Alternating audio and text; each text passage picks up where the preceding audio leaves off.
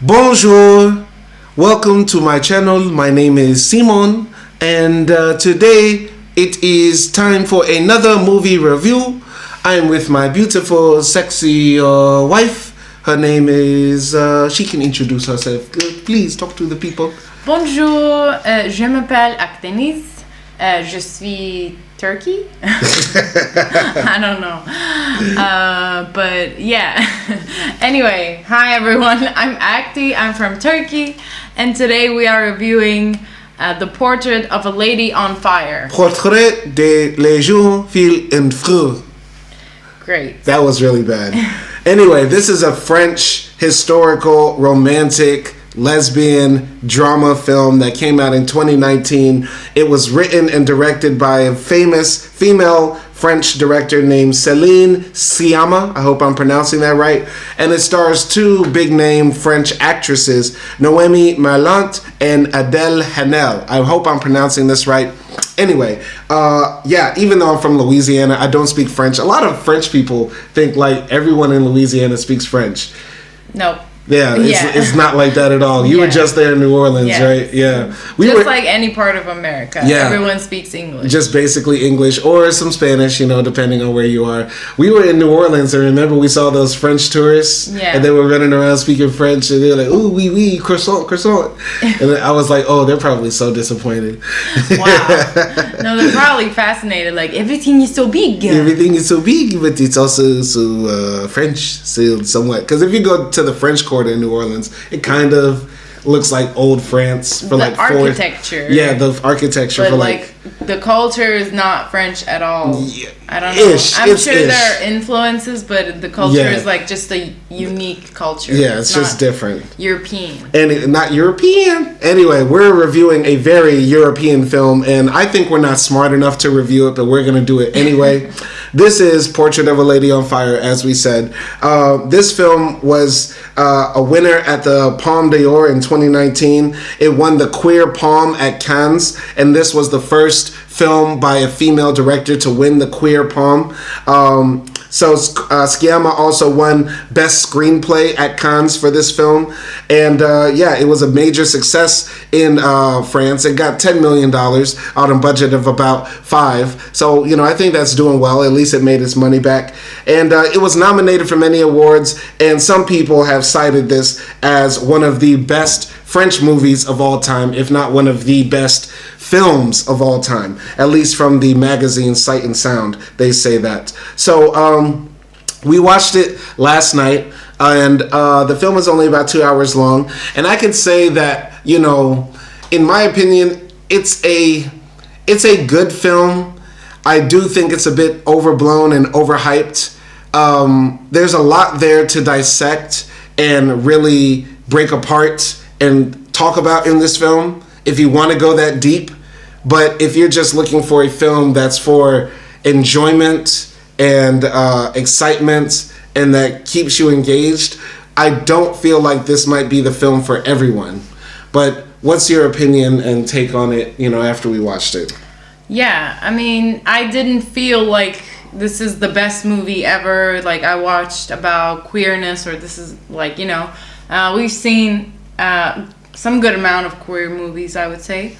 And this is not the best one, but it definitely has like themes I felt like I wanted to explore. I wanted to look deeper in the movie and its themes, the making of it, like why certain things were put there. Mm-hmm. And it is kind of like how do you say, like it's not a movie that has music, for example, so there isn't like too many actions, and it's more like a movie based on emotions and little details of just like a girl's face. And how like your face gives out the emotions and stuff like that. But generally, like, I enjoyed watching it. Right. Going into it, I had no idea what it was going to be about, and I expected this to be more of a French feminist film. It did sort of turn into a queer film, towards the middle. But my general, takeaway from this film is that it is more of a, feminist film after watching it than it is a film about queer studies. Because once again, I feel like similar to Love Lies Bleeding, it's a situation where, you know, one person feels like they're just being in this relationship out of maybe necessity or desire or curiosity. When I think about other queer films we've watched, like Valley of a Thousand Hills, you know, that was the story of two women that genuinely were lesbians and they wanted to love each other, but the world was tearing them apart. In this film, where one of the women is the painter and one of them is the subject who is about to get shipped away to this, you know, marriage to this rich guy in a foreign land, right? It felt like the girl who was the rich girl just wanted to have one chance of love, of what it felt like to be loved and have freedom in love and safety and comfort in love instead of it being forced on her. You know what I'm saying? So that's one of my big critiques of this film. I like films that explore love and the topics of love, like, you know, going into Jungle Fever. I was excited to see that, like, okay, the study of interracial relationships and stuff like that. And similar to also Love Lies Bleeding as well, like, you know, if it's going to be a queer film, but they always make the relationships sort of flawed from the beginning. That makes it hard for me to invest in them and root for the people that want to be in love. You know what I'm saying? Yeah, I see where you're coming from, though I don't think it was flawed from the beginning, because it wasn't something that they did to themselves, or it wasn't something that they could control. And that could be the spark of an event, but I think it doesn't make their love any less serious or any less intense. Yeah. I just tend to disagree. You know, let's break down the characters real quick. So Noémie Merlant is the French actress. She plays Marianne. She's the artist. Adèle Haenel plays Eloise, who is the subject of the painting. And Sophie plays like the maid at the house where Marianne lives in Western France on the coast of Brittany. And so, yeah, I do think they're flawed from the beginning because, like, Eloise didn't have any choice, right? She's somebody who's locked up in this mansion, about to get shipped away to Italy, right? If we think about Jungle Fever, right? Julie or Judy, the girl that, you know, Flip, the main character, was after, right? She was the worker who was working under Flip, you know what I mean? In Love Lies Bleeding, JJ was basically bumming on what's-her-name's Lou's couch, you know what I mean? And then ended up in this lesbian relationship. Those don't feel like the person had the option or the choice, right, to make different choices. It's just like, okay, this is what's in front of me right now and what's presented, or I'm doing this to get something else. You know what I mean? Yeah, but it's like the other two, like Jungle Fever and Love Lies Bleeding, it feels more self-inflicted. Obviously, there's this factor of the society that feeds into that decision, but it's mostly still like an, you know, self-inflicted, you know, conflict there. Mm-hmm. But with their case here, with Marianne and Eloise, it's just like she didn't, yes, maybe she wanted to feel the love before she was being married off to some guy she didn't know, but she didn't need to do that. I think it was very important for her to do that. I know, I think but it was... But maybe if this was another painter, like, she wouldn't have done it, like, because she had another painter before Marianne and nothing happened with her. We don't know that. We don't know. Well, we know that she was, you know, fired from her job, basically, and that she gave the painter lady a hard time. I mean, if you want to imply that, you know, Eloise was basically a hoe, smashing all the painters that came, and I'm then not implying that. You're implying that. And also, she could have had a relationship with Sophie or something, you know, the maid lady. Oh, she got Sophie pregnant. Wow. If you think of it just like that, then she could have had the opportunity before, but I think it was something else with Marianne. Like I said, I think it might have sparked the initiation, but I think it doesn't make the relationship or love less strong or faulted. I think, you know, if it wasn't Marianne and if it was just some guy who came there, she would have, you know, still had the fling or the relationship, right? If it didn't have to be a woman. The point is, I don't believe that Eloise is a true lesbian, right? If there is any such thing as any true form of somebody's sexuality, it doesn't matter. I think it does matter. You know what I mean? Because I don't know if Eloise was genuinely attracted to Marianne, or if she was just desperate enough to feel any type of love before she'll never be able to feel love again. I think at the end of the movie, we understand that she was actually in love with Marianne. Mm-hmm. Like the ending scenes and the last sort of couple of days that they spent with each other. I think it proves, like that's the height of the relationship. But it's like also what the movie's trying to say is it's not about like the love for that person and then like being together with that person and having that person in your hand. It's not about that, but it's more about like the memory of that person and what you live with it and being in love with the memory. I guess we just have a difference in philosophy of love or what love means, because I'll ask you this question. Do you think somebody really loves somebody if they've only had one relationship?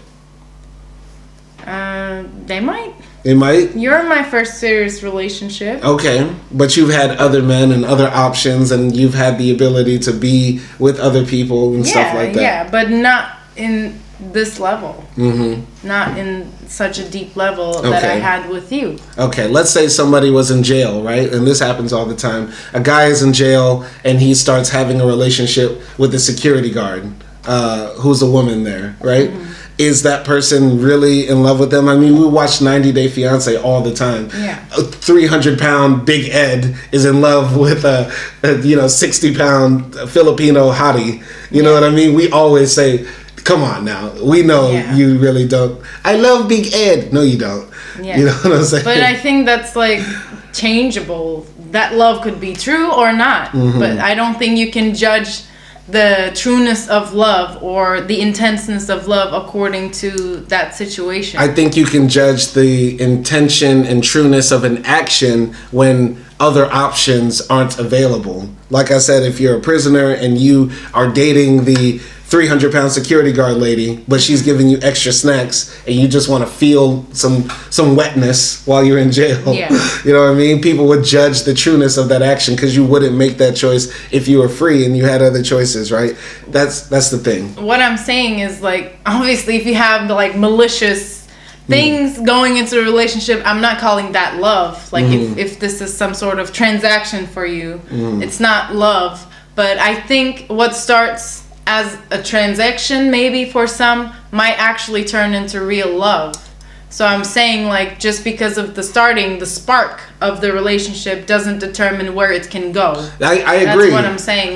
No. But of course, like, if only purpose is to get a green card, like, I don't call that love. Right. Yeah, of course. Like, I'm just saying, like, in this film, we see an Eloise. And Eloise is, for anybody who hasn't seen this film, the main character who is this rich girl in this house, right? She isn't around any other guys. She isn't around any other girls other than her maid and the painter who comes there to paint her portrait, right? Mm-hmm. We don't get to see her exercise choice because her mom keeps her locked up in this house. You get what I'm saying? So watching this, it feels like, a prisoner making any sort of desperate move they can to have some semblance of freedom. And that, I would say, it's no different than what you just said about the green card example, right? She wants that green card, or in this case, she wants to feel love before something happens. I think it's different because in this case, there's a mutual understanding of both sides that they are in this world together struggling with certain things. Mm-hmm. And maybe one situation is worse than the other, but they're still women, right? And they're still struggling with patriarchy. They're still struggling with the inability to be with the person that they want to be. Mm-hmm. So it's different than an American and a person who's trying to get a green card because American doesn't understand the struggle of the person who's just trying to get the green card. Now, if it was two immigrants being in love together while they're trying to get married and get a green card together, that's more similar to this one. Like, it's the one that I thought about was in the book of Asada. Yeah. She was like sort of in love with this guy who was imprisoned with her, right? It's like their love. Like, there's a mutual understanding of oppression with them. So even though this is sparked by, like, maybe they are their only options of But having a sexual interaction, it doesn't make their love less valuable. I think it's so funny that you brought up Asada's situation in jail with her guy and brought that up, because the reason for them having that relationship is that the guy, I don't know if it was Matulu or I forgot his name, Shakir, I forgot. But Matulu wanted to have a sexual relationship with Asada because he wanted to have a child. Mm-hmm. And their child was supposed to be political. It was supposed to be, we're having this child to say we're not dying. You can't take us in jail and cut us off from continuing to be human. You know what I mean? And in this case, in this film, Eloise is trying to exercise love to show some part of herself that didn't get to exist, which I think is inherently sort of like the same thing. I think if you have the intention of doing something, right, your intentions are also judged by the circumstances you're in, right? Yeah. And that goes, I guess, to a bigger part of this film, which is about womanhood and freedom and lack of opportunity for women, right? So I agree that love gets affected by different things. Like, it's not as one line as just saying, oh, like, you just, you know, have the same conditions and you fall in love with this person and then the love is great. Mm-hmm. But it could be under any circumstances. But what I'm saying is that I think in under any circumstance, if there's still like kind of relationship where the other one is not using another person, then it doesn't really determine the value of love. I get what you're saying. I just tend to disagree. I think, you know, if, God forbid, I found out you were just with me for like a green card, right? But in general, I felt the same love I have for you and you made it seem the same way in my direction, it would still change the way I view you. Though. How is it no different? That's me playing you. But it's not like the same in their, you know, no one is playing anyone. People are just like holding on to what they have. I think Eloise is using Marianne to some degree. To some degree, I think it might not be using Eloise as well. Well, for money, right? Because she's there to do a job, right? But that was understood in the beginning, right? No, not for money.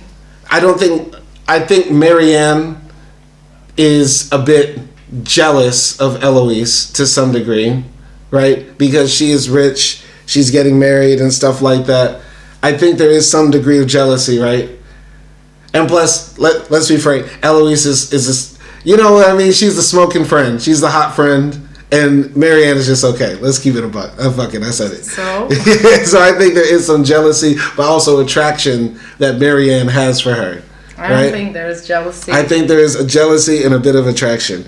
And for Eloise, what I saw is that, you know, it might not be as nefarious as using somebody for a green card or their money or something like that, but she was using her to feel something, to get something out of her. Both of them were doing that. Marianne was also doing that to Eloise as well. She had this lady stuck in a castle that like agreed to pose for her, and she's also doing it financially, but I think at the end she didn't care about the money because she was okay with destroying the painting, right? But Marianne is also using Eloise to feel something, to get sexual satisfaction, to, I don't know, fall passionately in love. Like, it's reciprocated, this type of using. Maybe it's not same, but it's still very similar in terms of like desire, I would say. It's not like Marianne can go out and just like get any other girl that she wants in this time period. Right. It is like the, you know, late, you know, 18th century. Yeah. Yeah. So like, yeah, these types of relationships are frowned upon. But I mean, you know, Marianne said that she had an abortion earlier in her life, right? So obviously, like, she had men in her life too, and we don't know if those were the guys she wanted to be in relationships or something like that. But, you know, Eloise asks her, oh, you've had an abortion, so then you must have felt love, right? And then Marianne answers yes. So then I guess we could also assume that, you know, she's loved men before. You know what I mean? Maybe Marianne is bi. I just get the feeling, and I'm not trying to just harp on this topic, but it's just to hammer home the point that I think is a flaw in this movie, and that's why I'm talking about this so much. It's like, I think it's a flaw that we don't get to know really what Eloise's sexuality is in this queer film, right? Yeah. I'm tired of these queer films where people are imbalanced in entering the relationships, right? Because once again, going back to Valley of a Thousand Hills, those two girls loved each other, and they both were lesbians, but they were drawn from each other. Mm-hmm. I understand that, but why do we need those titles? I think you and me agree that sexuality is fluid, Mm-hmm. and people should be able to love whoever they want to love. Mm-hmm. They could be like, I forgot the name of that, but there's like this sexuality where people are attracted to personality. Mm-hmm. It doesn't really matter. Like, the person who they're attracted to could be trans, could be straight, could be man, could be woman. Mm-hmm. They could be that. Pansexual, yes. They could be that. Like, I don't think we need those titles, and since they are both sort of trying to explore this type of thing, I don't think there's a crime in that. I think it would only be unfair if one person is certain that they are a lesbian and the other person is not certain, and it's just for like experimentation. But in this case, both of them are experimenting. I get what you're saying. And okay. also, I want to point out that, like, when Marianne says that she's been in love, later on we find out that the love she's talking about, falling in love, that she's talking about was for Eloise. So we don't know if she actually loved a man before, because that love was the love, like, the time she fell in love with Eloise. Okay, all right, that's a good point. That's a very good point. I think maybe we'll just agree to disagree. You might view both of them as experimenting, but I feel like they both might be experimenting, but it's not at the same level, and it's not at the same level of freedom and autonomy, because we have to remember Eloise is a prisoner this entire time, and Marianne technically has the freedom to go at any moment, right? Well, most of the time, the two people that fall in love are never equal. Like, I hope to think that you were free when you chose me. Of course I am, but like, if you're looking at within the society and how we experience the world, we're never going to be equal. Right. Or it's not even like, if a white man and a white woman are together, they're not equal socially as well. Relationships, the people in relationships are philosophically, socially unequal. And they come from different experiences, so you cannot... But generally also we have a level of freedom. Like, we might be unequal, but that doesn't mean somebody is unfree to the extent that they can't make opposite choices. Yeah, Eloise could have also made the choice to run away with Marianne then. If you're making the point that slavery is a choice, then no. You have a friend in high places. I'm just saying, like, if you're talking about freedom, it's not like Eloise. Yes, she was forced to marry this man, but it's not like they were gonna kill her if she didn't marry him. That's what I'm trying to say.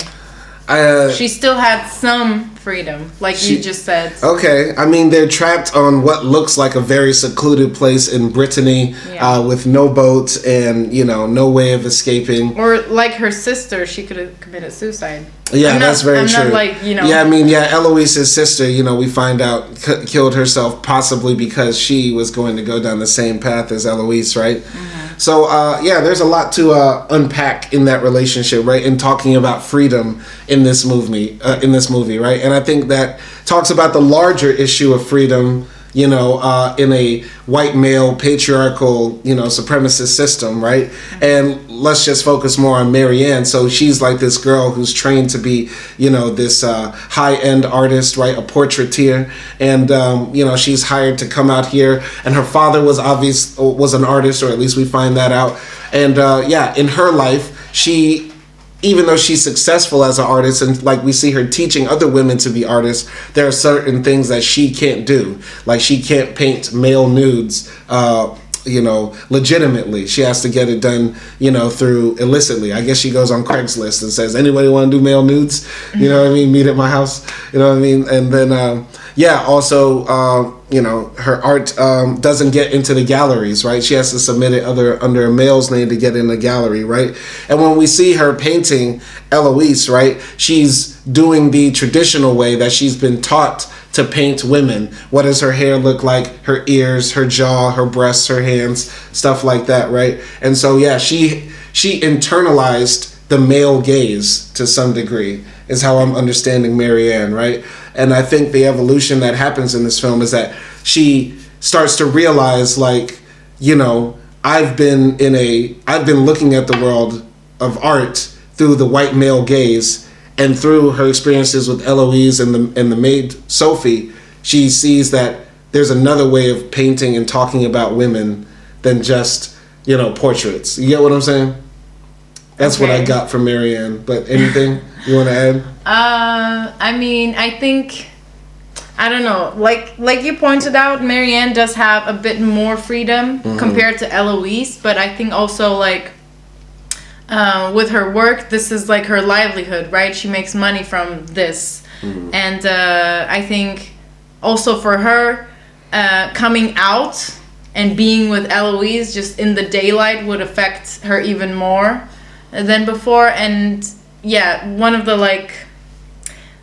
conflicting themes for me here is that I felt like at some point Marianne was ready to give it all up to be with Eloise, if that makes sense. There was a scene when they first have sex and somebody knocks at the door. I believe it was Sophie, and they're both in bed naked, and then Marianne says I'm coming, and it's letting the person know that they slept in the same bed with Eloise. So it makes me think Eloise wants somebody to fight for her and love her. And yeah, I guess I kind of thought, they're gonna run away together and something like that. But go ahead. But later on they have this fight where Marianne, after she finishes the portrait, she says, I want to destroy this portrait so I can make another one and spend more time with you. But Eloise is you're just like the other people who are trying to capture me, who are trying to keep me prisoner and make them theirs.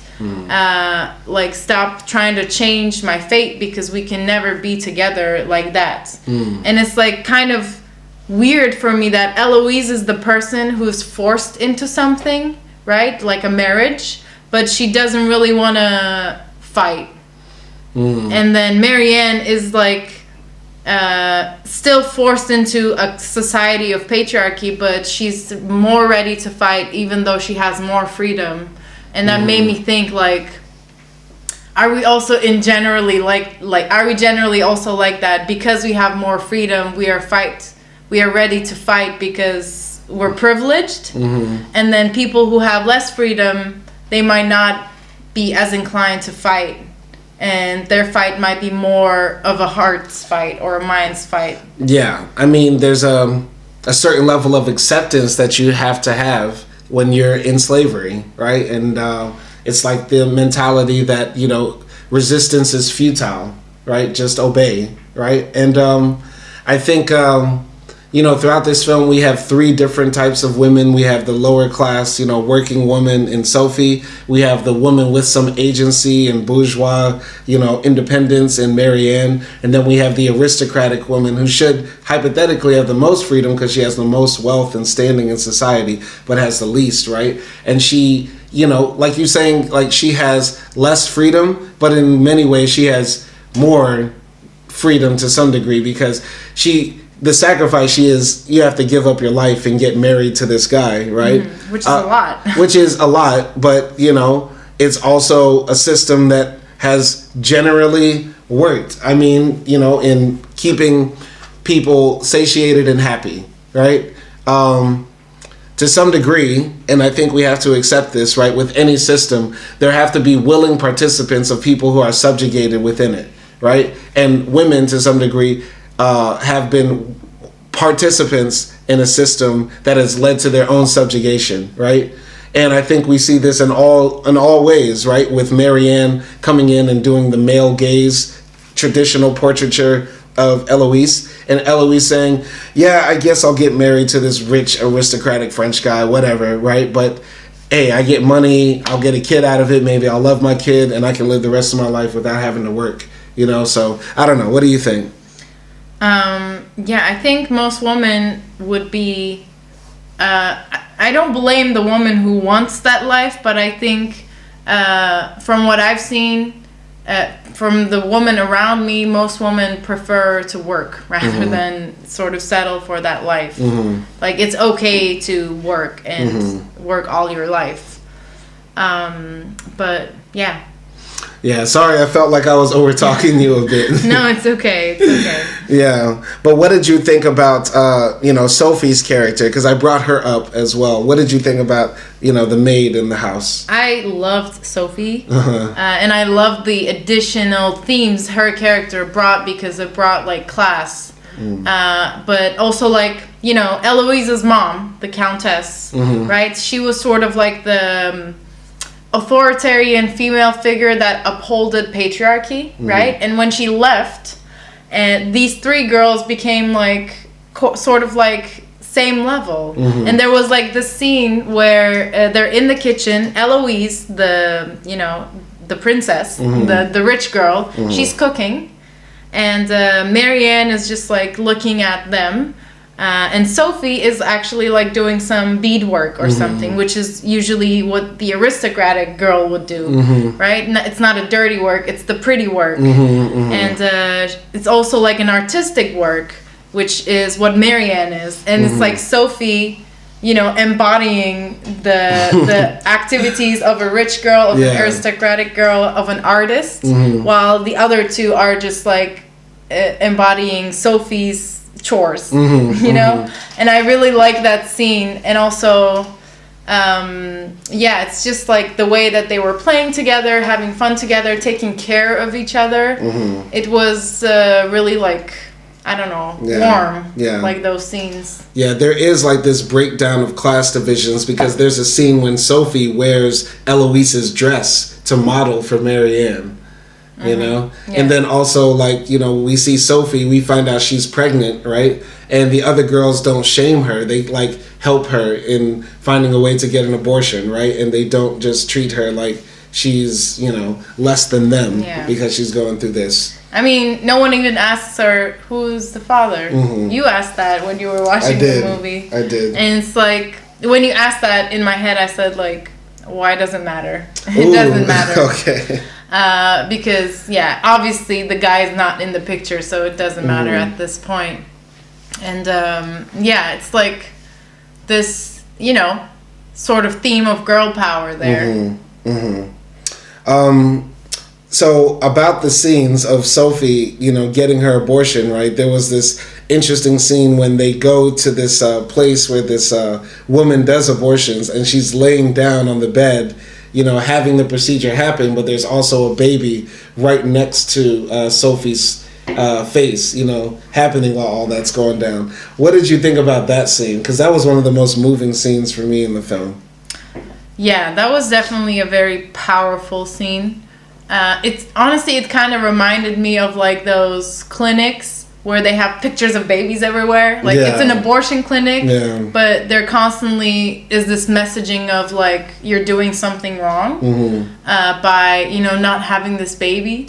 So it really reminded me of that. And I don't think like the witch lady or the doctor lady, whoever she was that was doing the abortion, it wasn't like she was trying to manipulate her, because obviously this is how she makes her money. But I don't know, it felt like a really real conflict of a woman who's pregnant, but of a woman who also knows that she can't take care of the child, or she's not ready to be a mother. And I think most of the time when this topic comes up of abortion, most people who are pro-life or whatever, they miss the point that women truly internally like criticize themselves and are in conflict already, and that they don't really have to like force people into giving birth, because I think it's a good possibility most women would choose to give birth, because there's such a big internal conflict. When I saw that scene, it made me think that abortion to some degree is like a radical act of femi-pessimism, especially at this time. It's the idea that, we're never going to be free, so why bring our children into this world? Similar to like Beloved, and in there, I believe it was Sete, like, murdered one of her kids and then was about to murder another one if the slave master was going to take them away, so it made me think about that, and it's not as extreme because they're not slaves, but it's this idea that we're in this unjust, totally destructive world. To us, why bring more people into it? Or why bring somebody, even if it's a boy, that's going to, do harm to another woman and also, ravage me as well. So I thought that was the point of that scene. And she was willing to face that reality by even looking the baby dead in the eye. You know what I mean? She looked that baby dead in the eye and said, yeah, I'm killing it. What? Yeah. So it was like one of those scenes where, at those abortion clinics, they have the pictures of the babies, but she looked at actual baby in the eye and said, yeah, I'm going to have an abortion. Because, in most other movies, I feel like they would use that baby and be like, no, I don't want to do it. And she gets up and runs away. Yeah. But that's not what happened. I mean, from the very beginning, she was determined to abort the baby. Like, there was never a discussion of should I abort it or not between the girls, or also in, like, with Sophie. And, it was... like they were trying every single thing, and it was sort of like part of their daily activities. It was seen as very normal because maybe all of them knew with the baby, Sophie wouldn't be able to live a good life. Yeah. Maybe like she would be fired and then she would end up on the street. Or maybe the baby was Eloise's father's baby or something like that. Like, because maybe her father came and slept with the maid. I think her father might be dead. Her father might be dead? Where is okay, never mind then. So, I don't know. The father thing is never explained. So, there's many circumstances that could possibly lead to Sophie wanting to have the abortion. I mean, one of the things I read about this movie in the trivia is that there's only like 2 lines that are spoken by men. So it's like mostly women talking. It's women's voices, the women gaze, and relationships amongst women that are different. You have a relationship of love, lust, work, understanding, friendship, so many things. Power in the matriarch of the Countess, right? Eloise's mother. So there's many things that are happening here, right? Going back to Eloise and Marianne's relationship, right? In the beginning, Marianne is like a top secret spy. You know what I mean? Like she's brought in there as the painter, but the other people who painted her couldn't do the job, so they got kicked out. And the only painting they have left is one with Eloise's face like marked out and stuff like that. And Marianne is supposed to be a companion, a paid companion to be with Eloise during this time before her marriage. But when they eventually find out, that Marianne is the painter, right? Eloise sort of like accepts that, and she like willingly poses for the pictures and willingly sits down with her. Why do you think that was? Why do you think, Eloise acted differently towards Marianne? I think it was like just like the last sort of fight that they had, because she sort of accepted her fate. And I think she tried to delay it one time, but she knew she wouldn't be able to do it like for longer. And plus I think it also, like, by that time I think they started to develop feelings for each other. Maybe it wasn't like something they could name, and it wasn't like they could just say like, oh, I'm in love with this person, but there was definitely like an attraction there and some sort of like electricity there. And I think also she respected Marianne's art a little bit as well, though she didn't like the painting, because basically how Marianne painted Eloise from her memory. And because she wasn't supposed to know that she was painting her. So she didn't like the painting, but I think she accepted her fate, and she was like, if I'm gonna get socially executed or emotionally executed like this, then let it be by the hands of a person that I actually care about and love. I thought it was simply that, Eloise tolerated Marianne because she's a woman, and all the other people that came were probably guys, probably dickheads, probably tried to smash, probably were just not understanding of her. And with Marianne, she saw somebody that she could actually vent to. And I also think maybe, Eloise saw Marianne as like a replacement sister because she just lost her sister. And maybe this is her way of grieving by pouring her energy and her heart into somebody else now. You know what I mean? I think, how the movie ends is with Eloise, crying at this opera that's happening, right? But I think, the movie has the unresolved trauma of Eloise losing her sister, and that's never brought up in the film. And maybe that's more of a motivating factor, right? Like, once again, going back to what I was talking about, I think Eloise to some degree is just experimenting with Marianne, using her to just, get her load off. Because she's stressed out about everything in life. Her sister's dead, she's getting married to some dickhead, and yeah, life sucks. They don't have TV. It's boring. I think that those are things that happened to her or happening to her, but it doesn't define her love. Like things that are happening to me, things that were happening to me when I met you, doesn't define the intensity of my love for you. I didn't say it defines it, but it motivates how you pursue relationships and what relationships you want to have or can have, right? I don't know, because for example, when I met you, I kind of knew that I was going to go back to Turkey, and I didn't ever think in my life that you would come with me. So it was I was not trying to get that much attached or have some distance, because I'm like, okay, this is just gonna be a fling because I have to go. But that didn't stop where we're at now. Okay. Of course, it's you have a part in it, a big part in it, but at the same time, it didn't define how our relationship developed. I'm just saying it influenced it. And once again, you had freedom because you didn't have to choose me. Nobody was forcing you to be with me or forcing you to go back to Turkey. You had freedom. Eloise has less choice. That's the point I'm saying. But not to go back to that. Okay. Yeah, we're going to go forward. And yeah, so another part of the Marianne Eloise story that I was looking for, the movie is titled A Portrait of a Lady on Fire, and in the very first scene when Marianne is teaching these girls how to paint, they point at one of Marianne's pictures and say, "What's that?" And she says, "It's the portrait of a lady on fire." And it's a picture of what looks to be a woman in a green dress running in a field while it's on fire. So I was just waiting for that. When is she going to paint that picture throughout the film? I was thinking that the entire time. And spoiler alert, it never happened.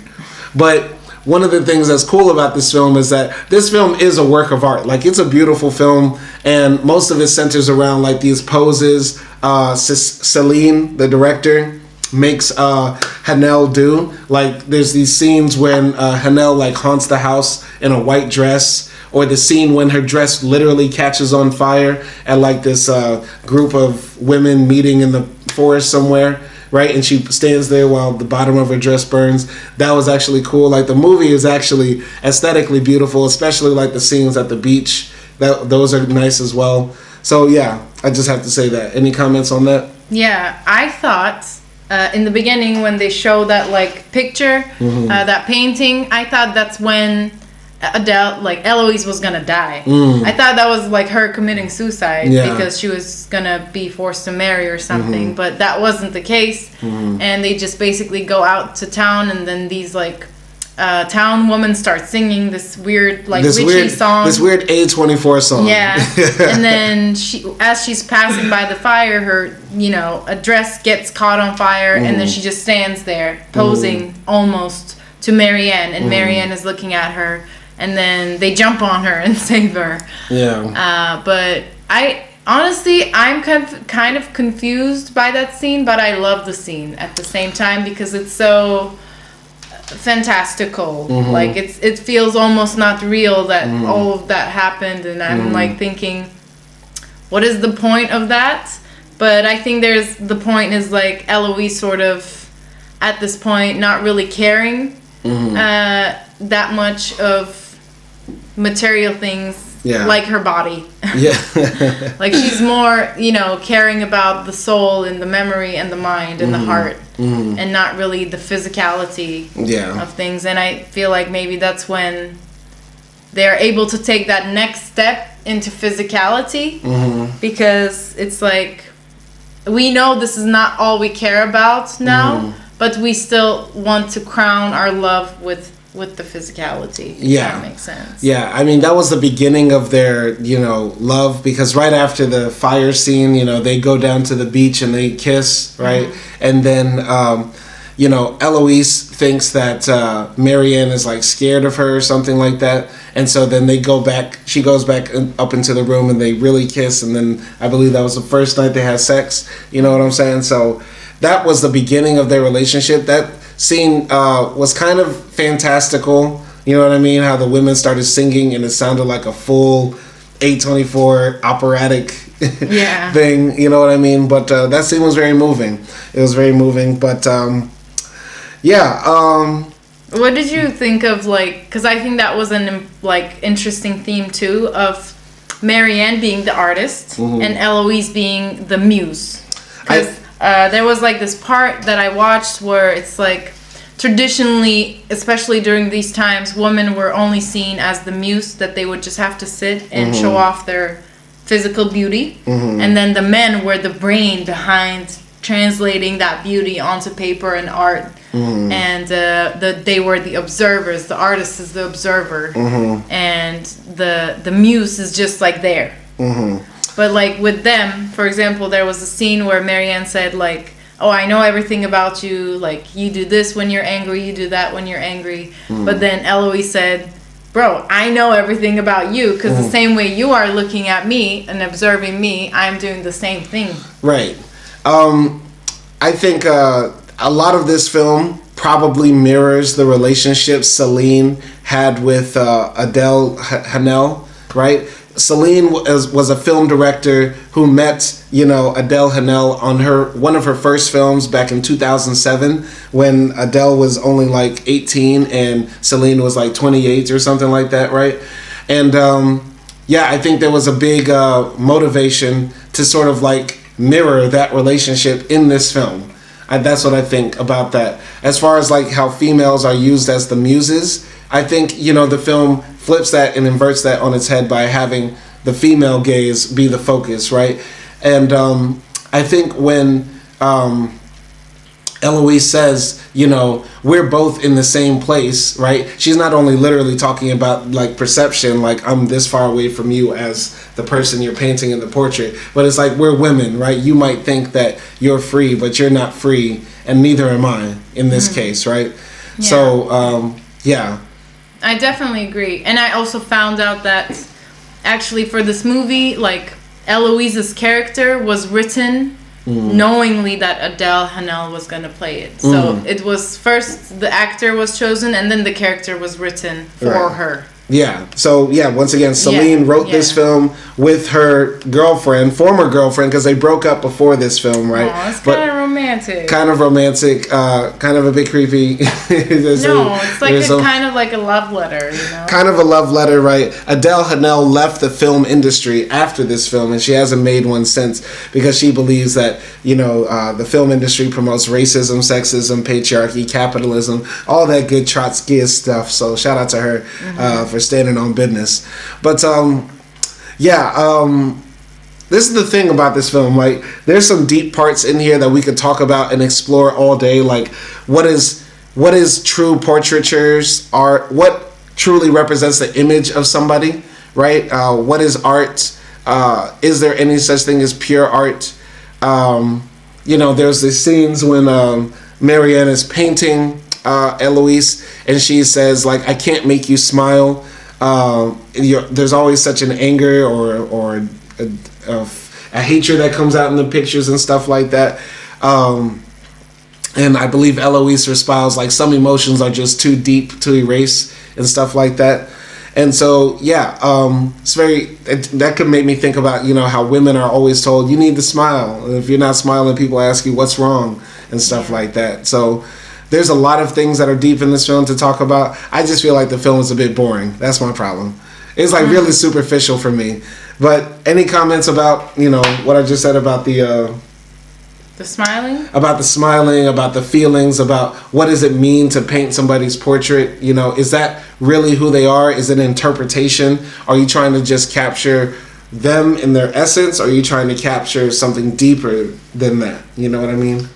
I mean, I'm not an artist, so I'm just gonna like give my piece of the cake. I don't know what is the saying. Yeah, my 2 cents. My 2 cents. But I don't think a portrait could actually capture the whole being of a human. I think it can give us like some glimpse, but it also depends on the person who's looking at it. Yeah. You know, when we go to the museums and we look at the same picture, we don't see the same things. We get totally different things depending on our experience, our worldview, our mood, like everything influences that. So no, I think it's like art in general, and also even with portraits, it depends on the eyes and not really the hands that drew the picture. I got you. And yeah, with like about the movie being boring and like emotions and stuff like that, yeah, this is a movie that is trying to capture those emotions that you might feel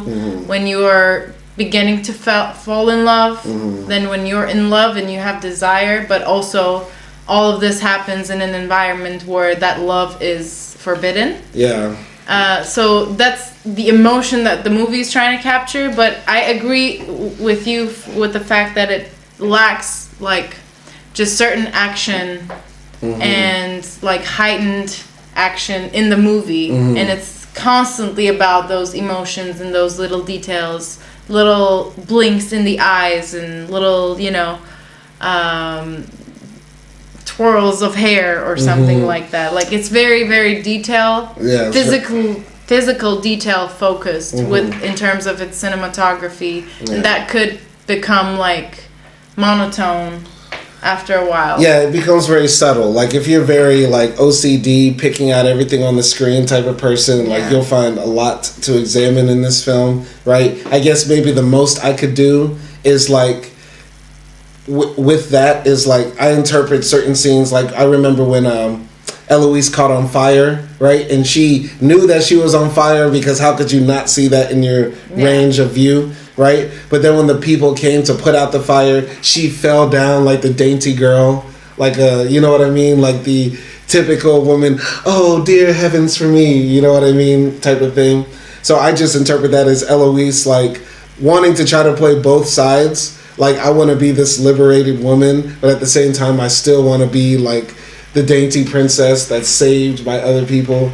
And I feel like a little bit she wants that from Marianne as well. Like, aren't you going to save me? Aren't you going to stand up for me? Isn't that what love is? Who's going to be brave and save me? She's like, she wants to be this girl in the castle that gets rescued all the time. You know what I mean? I don't agree with that. Okay, go ahead. I think she's trying to be the opposite. Because Marianne tries to save her when she offers to destroy her portrait for the second time, and Eloise rejects that. And she's rejecting to be saved by her love and her lover. Yeah. So I don't think it's that. Speaking of the destroyed portraits, I mean, Marianne destroys one of the portraits because she finishes one for Eloise, but it doesn't represent her. It's just like a girl on a screen, on a canvas, right? And so the mother comes and says, okay, you got another few days to work on it. Again, like, get it right this time, you know what I'm saying? And I think this talks about what, you know, a portrait is only a representation of what you think that person is. And yes, it's very subjective, like based on your mood and what you think, but it's not really getting to the essence of the person, you know? Yeah. Yeah, that's all it is. It's just a facsimile of what you imagine them to be and what they represent. And that's so subtle by like their facial expression, like where their lip is, where their eyebrow is. It's like very tiny things give you that from a portrait. Yeah. And I think also what made their love so strong was that they were able to see each other, like see, not just look. And I feel like maybe that's one of the things Eloise was worried about in her relationship with men, or with the men that she was being forced to marry, is that she was only there to provide certain things and not be seen. Because Eloise was smart, right? She liked reading books and she liked philosophizing about stuff. And she was not afraid to challenge, Marianne, who was supposed to be the enlightened artist. So I think one of the things that drew her into this relationship was that she wasn't going to be able to seen by the men, that she was able to be seen by Marianne. And just having that experience once was enough for her, I guess. I got you. Speaking of scene, there was this very funny scene where after they go to the witches' tribunal, they pick up some drugs. So after Marianne and Eloise have sex, Eloise says, "I got this stuff from the witches, man. It's supposed to get you high." And so Eloise starts to put it on her armpit, and then the next scene we see her, I don't know, squeezing it in between Marianne's titties. No, it was her armpit. It was her armpit too. That was such a weird scene. I didn't know what they were penetrating, right? But then Eloise opens up her eyes and now her iris is all black, and Marianne says, "Your eyes," and then the scene switches. Yeah. There's a lot of that in this film. Certain scenes they switch too quickly. Marianne and Eloise are holding hands on the beach, but then the hands separate. Marianne wakes up in bed and her coochie's all out, and we don't know why is was it hot? No, she had her period. She had her period, but do you just flip up your dress when you have your period automatically if you're asleep? No, I do that sometimes though. Not the thing is the way I would do that is just basically sleep naked. Okay. Okay. Or if it's summer and I'm feeling hot, then I would just sleep naked. It's a very human thing to do. It's not really a woman thing to do. Anyway. But. I like the subtle fantasy world. I like the subtle, supernaturalness of it. Yeah. It's because, just to sleep with anger, it's you don't know what is happening in terms of supernatural, but it's there. And I think in this movie, it's more solidified that it's Marianne's imagination. Because she's the only one who's experiencing these type of things. Maybe memory, because maybe this film is told from the memory of what she had being there, right? Because Marianne is in every scene, so maybe she's just recollecting. Because the film opens up oh, where did you get this painting, right? And then we get the flashback, right, of Marianne being in the boat, jumping in the water to save the portrait, right? We just have to trust Marianne's memory that is what really happened. You know what I'm saying? Yeah, true. So... But going now, finally to I guess the major theme of this film. And sorry if you're tired. I just have to pee. Oh, really? Okay, you can go. Go ahead and pee. Go ahead and pee. This is a women's liberated thing. Go ahead and pee. All right. Anyway, getting to one of the main themes of this film is the story of Orpheus and Eurydice, which is this ancient Greek story about this man whose wife dies. She goes to hell. He goes to hell to get her back. He talks to the king of hell saying, "Please give me my wife." The king says, "Okay, you can have your wife back, but when you leave hell, don't turn around and look at her, because if you look, she's going to come back," right? So he's walking with her out of hell, but he didn't hear her footsteps. So to check and make sure that she's okay, he looks back, he sees her, but then she falls back to hell and he screams, "No!" And we hear this story in the film when the girls are sitting down, by the fireplace and reading this, and Eloise is enthralled by this story. She's loving it, and Sophie and Marianne give their takes on what happened, and some of them can't believe that Orpheus did this. Why did you turn around? You were told not to. Sophie says they were given orders not to do it. Why did he do that? You know what I mean? And Eloise says it was because of love. He did it because he really loved her and stuff like that. And then Marianne says maybe he did it because it was the poet's decision. It's the thing that he wanted more than Eurydice. He wants the memory of his love. Something, maybe making this tragic choice that has greater results or rewards. So yeah, that symbolizes a lot of how we think about Marianne and Eloise in the film. What did you think about that? Yeah, it sort of reminded me of like a lot of the things we have in the world, like artists suffering, right? Arabesque music, melancholy, and these sorts of things like that we are attracted to as humans, that we love sort of tragedy and self-pity and destruction in a weird way.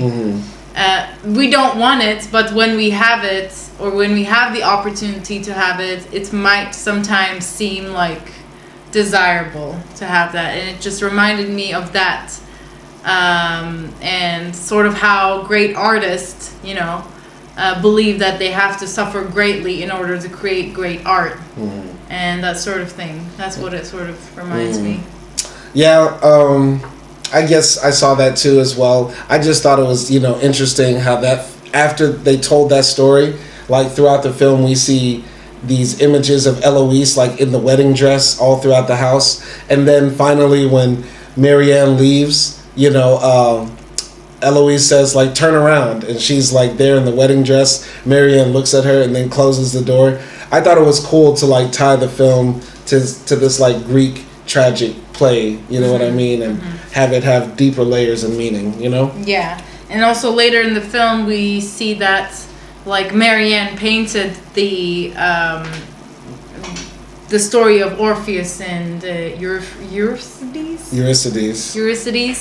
but she sort of like twisted it, and that's what like the old man points out. But I like when we were researching about the movie, also it sort of, in one review it said that it flips this because Orpheus's story is from the male gaze, right? Like constant this how do you say, view of men, of woman, and that the women are supposed to be always looked at and always to be followed around and always to be gazed at, and like this story sort of, it says that it flips it around on its head, and it's like from a woman's perspective now, the story, and from Eurydice's perspective, but Marianne is supposed to be Orpheus. Yeah, Marianne's supposed to be Orpheus, and maybe there's wisdom in Orpheus turning around and looking at Eurydice, because maybe Eurydice wanted to be free. Maybe Eurydice didn't want to be in this world where she would be subservient to a man. And maybe Marianne let go of Eloise because to some degrees it's like their fate is doomed anyway. You know what I mean? They can't run away and be together. It's not going to work. I think they even say that to each other, like, we're fools for thinking this would be anything other.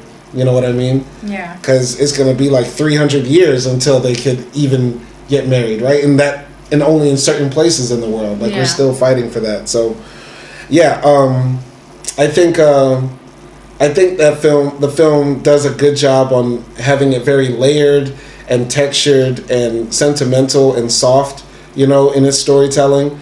It's just, for me, like, I don't know, I feel like we've watched so many other feminist films that talk about the art, the artist, women objectification, the male gaze in more compelling ways. And I just have to shout out what I think is the best French film of all time, which is Black Venus, right? In my opinion, this film doesn't come close, doesn't even breathe the same air as a film that, talks about womanhood and freedom and agency like Black Venus does, right? I mean, when Venus stood up in the courtroom and said, I'm an artist. Marianne could never. Marianne was that woman that's saying, you're not an artist, you're a circus freak. That's Marianne. Yeah. I'm sorry. Yeah, I mean, I agree with you with the fact that Black Venus was definitely more compelling and more... it was just better to watch also, and like the themes, some of the themes were conveyed like stronger, but I think it's not completely the same themes with this one. There's also like this discussion of love and belonging to someone, but they still share some of the themes like feminism and they still share some of the themes, but I sexism mean, and art and stuff like that. Yeah, I mean, there's just so much I feel like that this film just doesn't resonate with me, and I guess this is very subjective. This film is a portrait of women told from French white women's perspective on some of their issues, which I understand and I commend, right? And I'm not trying to bash the film for that. And maybe it's just me. I just find, this story not as gripping as other films, right? Yeah. And there's different moods and types for different people. I thank you for showing it. Like, this is an AKDI pick. Yeah. But it's just not grabbing me the way I think it should, and it's just because I feel like more dialogue could have been used. I say that all the time. Instead of just letting the film breathe in its space and its emptiness, fill it up with some deep philosophical discussions from in between Marianne and Eloise. Right? I wish Nuri Bilge, how do you say it? Nuri Bilge Ceylan. Yeah, I wish he directed this film, because he would have had Eloise and Marianne talking like college dorm room mates. You know what I mean? Like, they would just been ranting, going off. You know what I mean? Wow. Debating what does it mean to be a woman. You know what I mean? Like some deep shit. And I thought that would have been cool. Okay, so what is your final score for this movie? I give it just a solid 5.5. Honestly. That does not mean it's a bad film. Like, I'm giving it a low score, not because it's a bad film, but because it's not a gripping, exciting film for me, right? Is it good to talk about? There's so much to talk about. Like, only talking about it for an hour and 10 minutes is barely doing it justice, right? But I just feel like, in the themes that it touches, it's just not grabbing me the way it should. You? Yeah. For me, I agree with you to an extent. Obviously, like, being a woman, maybe I can relate to it more than you, but I'm not French or European or a lesbian also, like, so, yeah, like, there is that, like you said, that oomph that's missing, and, like, that, I don't know. I also want to say, like, some level of passion that's missing. And not in the way of, like, passion of the love, but passion of the characters or something. I don't know, like, how to really explain it, but I don't know. I just need more initiative and more, like, action, and not action, like, physical action, but just more emotion from the characters. No, this movie is about emotion, but just more initiative taking from the characters. I would like to see, but yeah, I think I also like talking about this movie, and my score would be like a 6. And just because, like, sort of, it has good cinematography, good, like, scenes where you can see the natural sunlight and stuff like that. The scenery is cool, and some of the themes are very, like, you're able to discuss and talk about it for hours. So that's, like, the reason why I would give it a 6. Yeah. But it's still, like, there are also, like, if you say this movie is about feminism, there are still a lot of points it's missing. Yeah. I mean, it's meant for a specific group and time, and it could also be applied to other places, right? Females not having autonomy and freedom. But would you recommend this film? Not to everyone. I would probably recommend it to people who are more artistic, that they might appreciate this movie more, rather than just someone just wanting to see a fun movie. Yeah, if you meet a girl with hair under her arm, she'll definitely love it. Yep. Like, if your girl is reading queer theory, then she might like this movie. Definitely. And she'll break it down much better than us. Like, there's only so much we can do with it. A film like this, might just be out of our realm of experience, right? Would you analyze this film psychologically? Because, like, for me, sociologically, I can't. There's not a lot for me to tear apart. Kind of the same, because there isn't that deep, understanding of the psyche of them. Yes, like, there's the psychology of love or somewhat of a social oppression, but it's like, I don't know their past. And a lot of the psychology has to do with the person's past and trauma. So Like the only thing that for like for example about Eloise, I just know that she lost a sister, her sister, and she's being forced to marry. Yeah.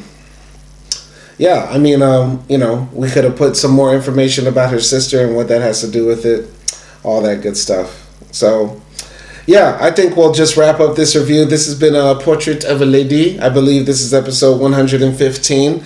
And shout out to all of you who have been supporting this channel and pushing these movie reviews, getting some good comments under some of them. Thank you for that. Subscribe to Backpack Bandits for travel content. Look up these movie reviews on Spotify on Cinema Crossroads. And let us know if you have any other films you think we should review. Till next time, peace.